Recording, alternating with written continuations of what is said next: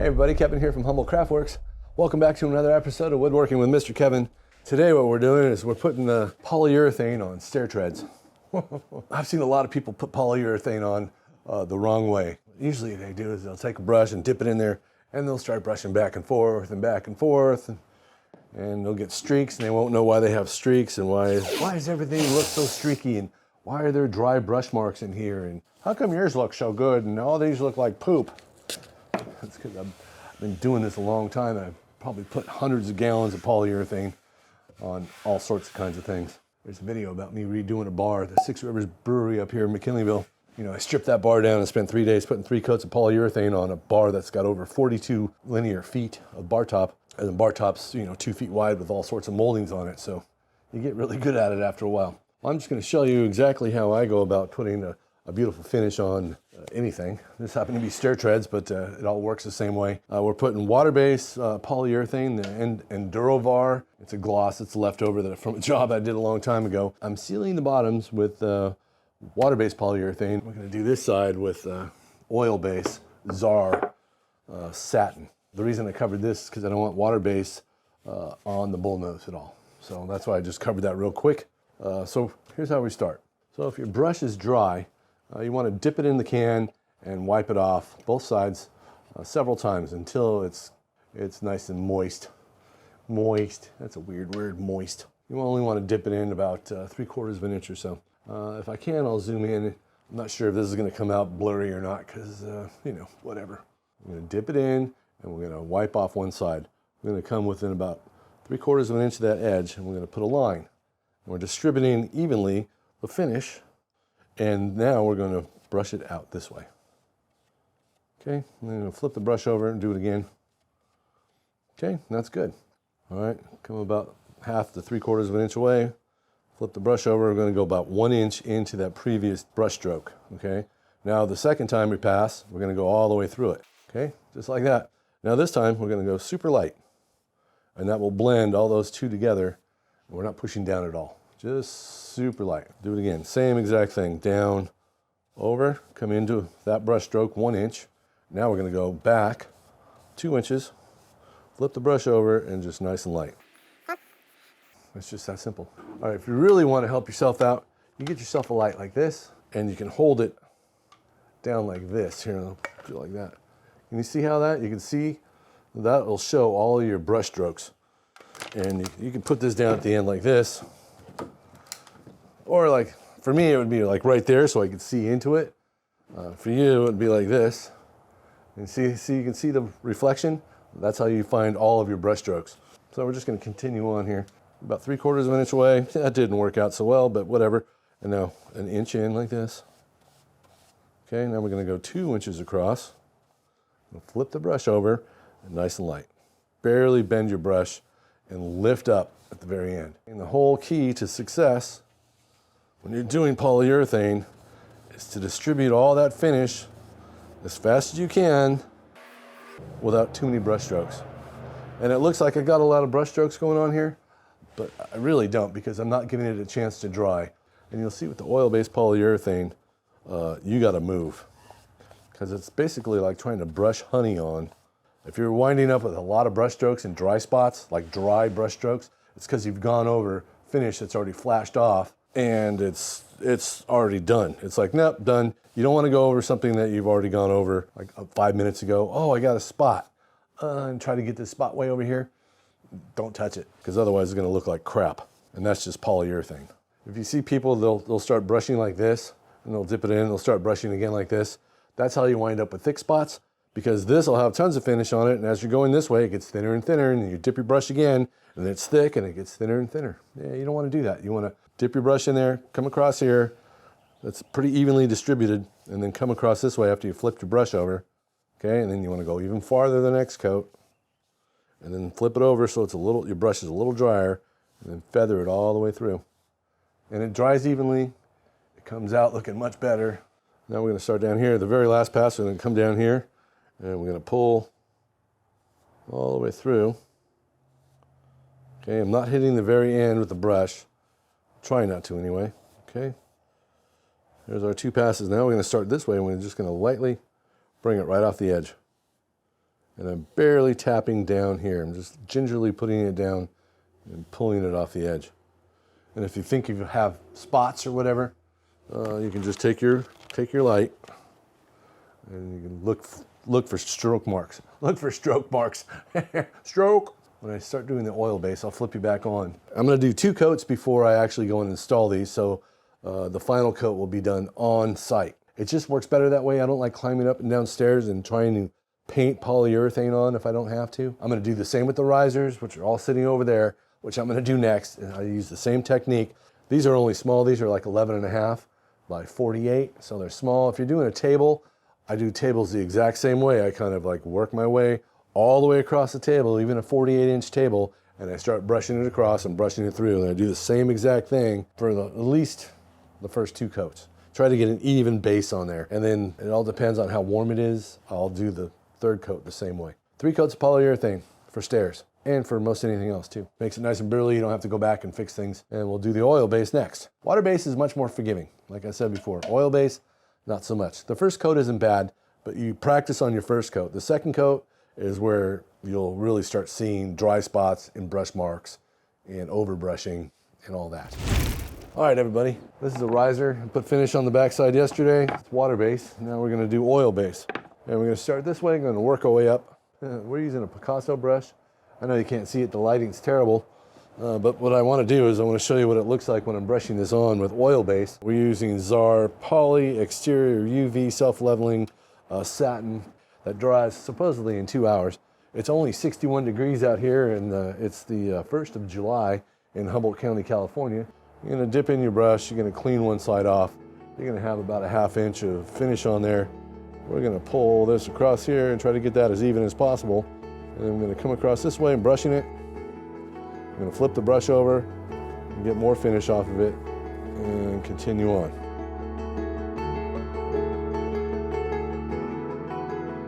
When you're applying oil-based polyurethane, the whole trick is not to stop. If you stop for 5 or 10 minutes to do something, your brush is going to get gooey, your finish is going to get gooey. If you stop doing this and you come back, it's not going to look good at all because it won't self-level. It's already flashed off and it's going to be sticky as hell. So never stop. Make sure that you have enough time to not stop until you're finished.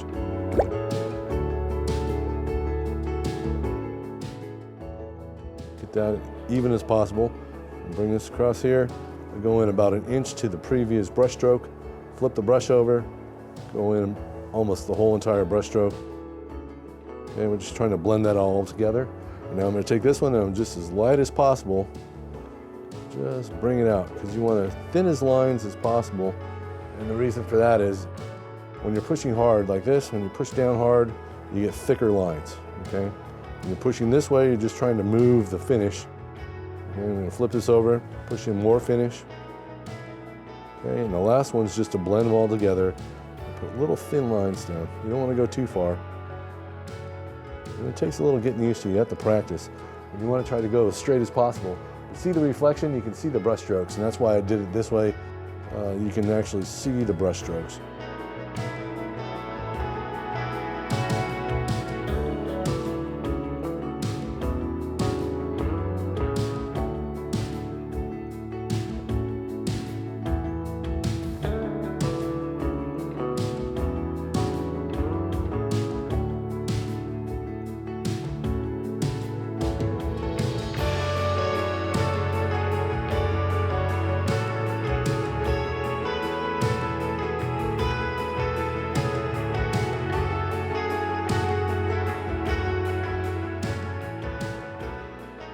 All right, here's the end. What I'm doing at the end, I'm going to come down as close as possible, just like that. And we're going to pull the same way, go the same direction again. And flip the brush over, same thing. But this time we're just going to come and we're going to pull this way slightly, just pull this way just a little bit. So we're all covered. And the last one, we're going to go from the very end, super light. You only want to take this pass over about 4 inches, not too much farther, because down in here, it's all soft and gooey. And if you were to try to rebrush this now, you'd have a dry spot. and I'm not going to do that. But there you go. You can see sort of dry spots like right in here. And I'll try to grab one that I did like 20 minutes ago. I'll show you what it looks like. Let me just put this away. You see that one? All right. This I did about 20 minutes ago. Yeah, this one, it dries pretty good. I mean, it's pretty even. And what you can do is the next time you do this finish, just flip the board around and start at the other end and work your way down. And your brush strokes will be a little bit different. 3 coats, polyurethane on stairs. You'll get a way better finish. And I'll show you what it looks like with 2 before I go install it. After the second coat, I'm gonna sand the crap out of it with 320 and a 3M pad. It makes it nice and smooth and beautiful. Okay, that didn't take too long. I spent the last 3 hours doing 17 risers that are 48 by 7.5 or whatever. Okay, so now we got our brush. What the hell are we gonna do with our brush? So if you wanna clean your brush, you need a gallon of lacquer thinner and put it in a bucket and clean it out. You can do that, but I'm gonna use this in another, I don't know, a couple hours. So I don't really wanna deal with all that lacquer thinner and all that waste and chemicals. So here's what I do. I have a Ziploc bag right here, and I have aluminum foil. Put that in there like this. Just gonna fold it up. The whole trick is you make sure that your brush bristles are flat. And I'm just gonna fold it over itself and just keep rolling it up. Make sure those bristles are flat. And if they're all like bent, whatever, and they're not flat, it's just gonna be a pain in the butt because they'll be all tweaked out and it'll take a while to get it to go straighten up again. And you want your brush as straight as you can. And when you're brushing on finish, you don't want it all tweaked out. All right, so then we just take this and then Ziploc it up.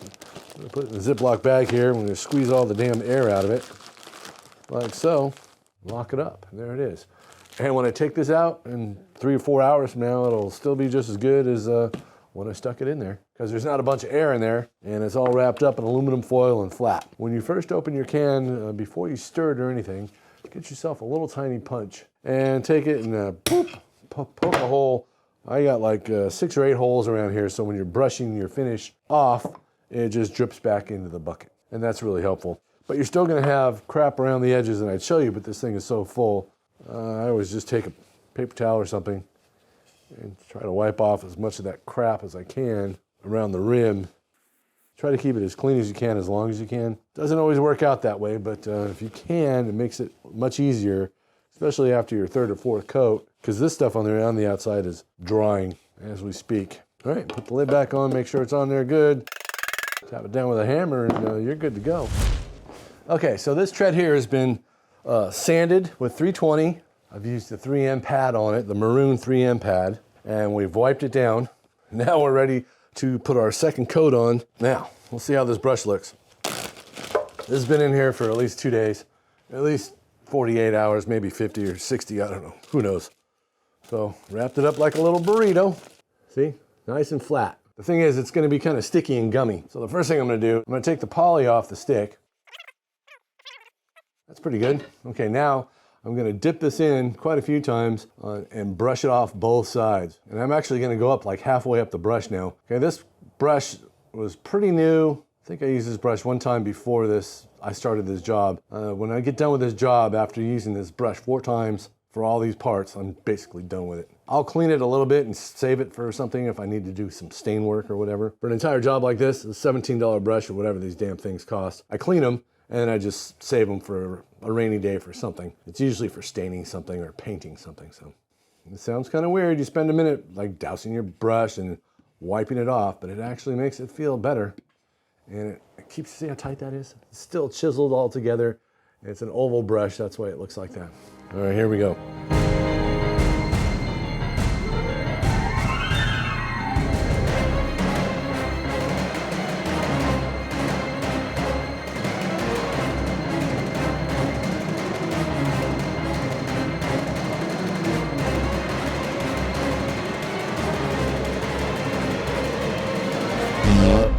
Oh, the dog farted. Son of a gun. All right, we're gonna cover this twice now. Look at this. Okay, we've done that. I'm gonna do the end. Oh, Baxter farted. We're gonna do 1 stroke this way. Okay, now we're gonna come back this way and we're gonna pull this through here all the way to the very end. Just to make sure it's all covered, okay? Now we're gonna come back through and pull from here lightly to get rid of this brush stroke right here. And I can see it looking down into the light. That way we don't have a bunch of brush strokes in one line that you can pick up on with your eyes. If you're building a top or some furniture where you need poly, it's really important to not seed brush strokes. Okay, the Viper chair is working amazing. Absolutely. All right, there it is. Let's see if we can show. See if I can see that? You can see a little brush strokes in there, but in about a half hour, that'll all float out and be pretty damn smooth. And for brushing, that's not bad. So it's been a few days since I've actually put finish on any of these treads and risers. What we're going to do right now is going to sand this tread right here. It has one seal coat and one top coat on it. And we're going to sand it with 320. And I sand this the same way I sand any piece of wood. And that's to go across the grain first and then with the grain second. And wipe it off, blow it down, and do the same exact thing with a 3M pad. This one's a little large for my sander, but it's the only one I got. Here's another one. But yeah. I don't know if I said this before, but the maroon 3M pads are more aggressive than the gray. This is more like 320 here. This is more like sanding with 220 or 150. Okay, so you can see this looks pretty good right here. It has 2 coats on it. It still has a few little lines in it. The last coat, once it's installed, we're going to actually go just with the grain only. Work our way from one side all the way to the other and blend it in that way. Just remember, when you're applying oil-based polyurethane, do not stop. You can't stop. You just got to keep going. Once you start, you got to go finish the entire thing, whatever the hell it is. Don't stop. All right, so here we go. We're going to speed this up. First thing I'm going to do is I'm going to take 320 sandpaper and I'm going to sand the bull nose by hand, and then I'm going to wipe it down with a 3M pad, and we're just trying to get the brush stroke lines out completely. So you don't want to be able to see them at all. So the less brush marks you have after you're sanding, the better off your final coat will come out. And what you want is a nice, beautiful, mirror smooth finish. And wipe it down with a dry rag. Yeah. That feels and looks pretty damn smooth. So we're going to start out. I have 320 on my sander, and we'll speed this up. And we're just going to sand cross grain, then we're going to sand with the grain. Then we're going to flip over really fast and put this big boy on here and do the exact same thing. And I'll show you what it looks like when it's all done. Okay, here we go.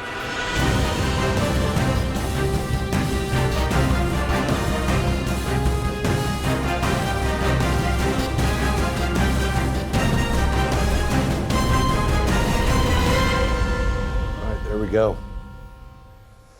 Let's see what it looks like. It doesn't look too bad. It still has some light and dark marks in it. You can see from the brush strokes. It came out pretty good. Ugh. Yeah, it looks nice and smooth. I can see like whiter marks in here. I don't know if you can see that or not. Does it show up? See how there's like light and dark marks? And that comes from the very first pass that we did when we put oil base on here. And went across that way, it actually sinks into the grain more. So the second coat, I actually did not leave any space. I just brushed across grain and wiped it out and kind of did the same method that I showed you before, but without the space in there. Yeah, so the third coat we're just gonna do with the grain only after we've installed it. And what I usually do is once I get to this point here, I'll actually blend up some soft putty and try to match the color to the darkest part, okay, the darkest part right here of the wood. Because dark usually hides better than light putty. Yeah, so if you go with a kind of the medium to darker colors to fill in your nail holes, you won't see them as much. But if you do a light color, just like oak by itself, then you could have a problem because it'll be all like white dots all over the place and it won't look good. We're gonna use construction adhesive. We're gonna attach these to the treads that are there now, which are basically flake board. We're gonna nail this into place, and then I'm gonna fill the nail holes with soft putty, and then we're gonna put a coat over that. All right, and there you go. I got to do my yoga before we start working tomorrow because crawling up and down stairs at my age sucks. All right, everybody, well, there you go. So now you know how to apply polyurethane the best, most beautiful way ever. It's the best method I've found by far. It's worked for me for years, and I'm still doing it that way today. Comes out looking beautiful. I've done lots of staircases, and I'll put pictures of a couple of them over here. I'm sure if you've watched my channel, you've seen them before. Those were all brushed on by hand. The handrail for that curved, huge, beautiful staircase that's Peruvian walnut and cherry. The walnut finger jointed place at my buddy Chris's house up there in Trinidad. Yeah, I've done, I don't know how many stairs I've done where I've done the same method on the whole thing, handrails and all, but once you start, you can't stop. So if you're applying finish to a handrail and the thing's 35 feet long, make sure you pee ahead of time and eat and do all that stuff before you start, because if you stop, wherever you stop, it's gonna be nasty looking, especially on the last coat. The first 2 coats, you could probably sand through it and make it all blend together. The last coat, you want it perfect. Sometimes it takes 2 or 3 hours, so you better be prepared. Now you know the brush trick and how to keep your brush good in a aluminum foil and a Ziploc bag. You know how to apply all coats of finish on there, how I go about sanding it with 320 and 3M pads. With a little bit of practice, you too will be a polyurethane professional like myself. All right, everybody, I'll see you soon, and we'll see you next time. Thanks for watching. Bye. Subscribe now.